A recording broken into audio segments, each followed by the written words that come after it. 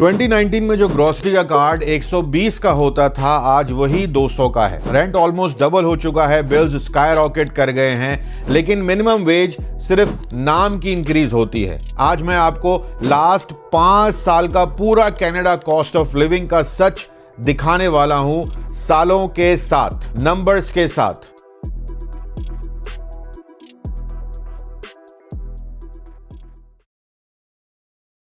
अब ग्रोसरी की बात करूं 2020 में गाइस, तो एवरेज ग्रोसरी इन्फ्लेशन था 2%। टिपिकल फैमिली ग्रोसरी बिल होता था 850 से 900 पर मंथ। चिकन $10 पर KG, milk 4.5 $4.50, eggs $3.50। Supply stable थी, डिमांड नॉर्मल थी, लोग घर में थे, स्पेंडिंग कंट्रोल में थी। अब रेंट की बात करूं 2020 में, तो एक बेडरूम टोरंटो में आपको मिलता था 1800 to 2000, one bed Brampton Mississauga में 1500 से 1700। मिनिमम वेज ओंटारियो में उस टाइम पे थी $14 पर आवर। बिल्कुल बैलेंस था, जिंदगी बिल्कुल भी मुश्किल नहीं थी, टफ थी, लेकिन बिल्कुल उस तरीके की नहीं थी जो आज की सिचुएशन है। अब 2021 की बात करूं, जो मनी प्रिंटिंग हुई है ना, गवर्नमेंट ने जो सर्व दिया है, बिजनेस रिलीफ, ट्रिलियन प्रिंट हुए हैं मेरे भाई, लोगों के पास प्रोडक्शन उतनी फास्ट बढ़ी। मतलब उसमें अगर मैं बात करूं ग्रोसरी की 2021 में, तो इन्फ्लेशन जंप करके 3.5%।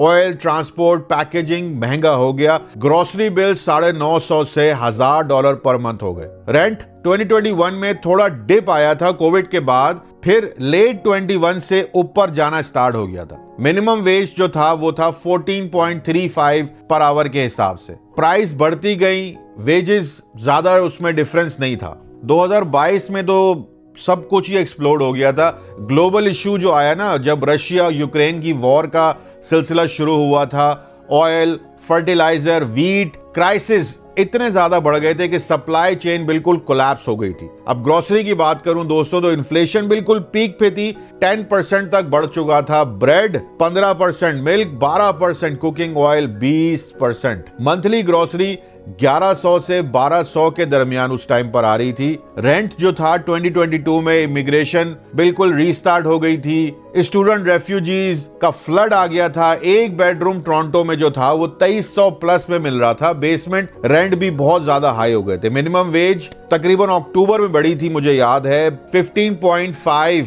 पर आवर हो गई थी। बाइंग पावर जो थी ना लोगों की, बिल्कुल गिर गई थी। हाउसिंग की जो डिमांड थी ना, वो एक्सप्लोड हो गई थी। 1 मिलियन प्लस के जो न्यू कमर्स आए थे, उन्होंने हाउसिंग उतनी फास्ट नहीं बन रही थी जितने तरह से लोग आ रहे थे।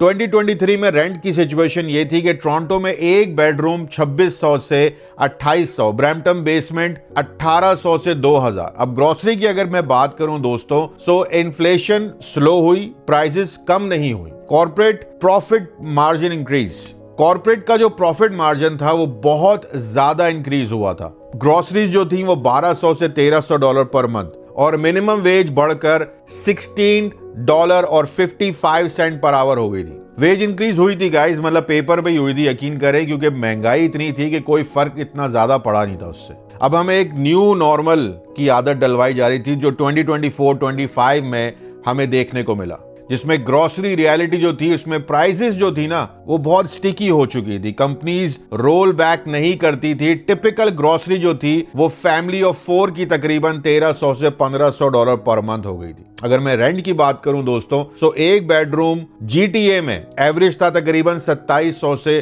$3000। शेयर्ड रूम भी $600 से $800 में मिल रहा था। Utilities, bills, phone plans $60 to $90, internet $90 to $120, car insurance plus 25% last 3 years में। गैस एंड हाइड्रो भी अप हो रहा था एवरी ईयर। मिनिमम वेज 2024-25 में $17 से $1750 अप्रोक्सीमेट आपको मिल रहा था। प्रॉब्लम यही है दोस्तों, क्यों मिनिमम वेज पे काम नहीं हो रहा था। जो इन्फ्लेशन है ना, वो वेज से ज्यादा फास्ट थी। 5 साल में ग्रोसरीज 30 to 35% अप हो गई थी, वेज सिर्फ 20 to 22% अप हुआ था। हाउसिंग ने गेम खराब कर दी थी। रेंट बिगेस्ट एक्सपेंस था लोगों का। वेज इंक्रीज हुआ था, लेकिन रेंट उसको खा जाता था भाई। कॉर्पोरेट ग्रीड थी बेसिकली, और क्या था। ग्रोसरी चेन्स रिकॉर्ड प्रॉफिट किया था ग्रोसरी चेन्स ने। कंपटीशन क्योंकि कम था उनके पास, इमिग्रेशन विदाउट इंफ्रास्ट्रक्चर, आए जा रहे हैं लोग, बस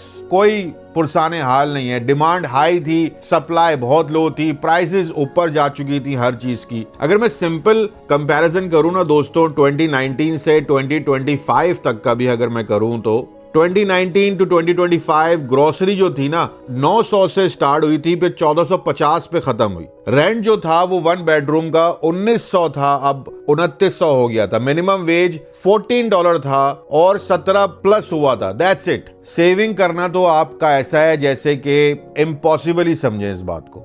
मिडिल क्लास जो है ना दोस्तों वो सबसे ज्यादा पिस रही है। लो इनकम वाले जो है ना बेनिफिट्स उनके बिल्कुल खत्म है। रिच के एसेट्स ऑब्वियसली बढ़ते जा रहे हैं, मिडिल क्लास के पास कोई हेल्प नहीं है, उनके पास फुल बर्डन होता है। अगर एक ही बंदा कमाने वाला है तो सलूट है भाई आपको। दोस्तों ये बात तो बिल्कुल सच है कि कनाडा महंगा हो गया है, लेकिन सिर्फ महंगा नहीं हुआ है, अनबैलेंस्ड हो गया है। जब तक हाउसिंग, ग्रोसरीज और इमिग्रेशन प्लानिंग एक साथ फिक्स नहीं होती, मिनिमम वेज सिर्फ नंबर रहेगा, सोल्यूशन नहीं। अगर आप भी कनाडा में रहते हो और ये स्ट्रगल को फील करते हो तो कमेंट्स में रियल मंथली कॉस्ट जरूर लिखना। अपनी वीडियो शेयर जरूर कर देना दोस्तों, क्योंकि ये सिर्फ मेरी स्टोरी नहीं, हम सब की रियलिटी है। इंस्टाग्राम पे फॉलो मस्ट है, हमारा व्हाट्सएप चैनल है, वहां पर भी हमें ज्वाइन कर लीजिएगा, फॉलो कर लीजिएगा। चैनल को सब्सक्राइब करना मत भूलें। अपना बहुत ख्याल रखें। Take care. अल्लाह हाफिज।